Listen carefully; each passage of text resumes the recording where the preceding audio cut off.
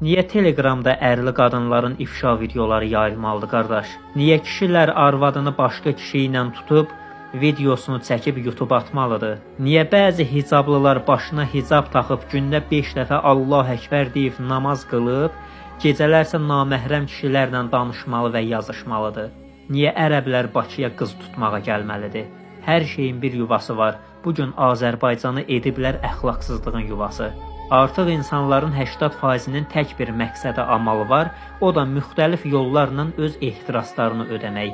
And olsun Allaha iyrənirəm sizdən. Tərbiyəsiz türk seriallarına baxan bir toplum bundan artıq olmayacaq ki, qardaşı arvadı ilə evlənməyi təbliğ edən seriallar, öz evinin içində özününkü ilə eşq yaşayan seriallara baxan bir toplum bundan artıq olmayacaq. Üzdəniraqlara dəstək olan, onlara fanat olan bir toplum bundan artıq olmayacaq.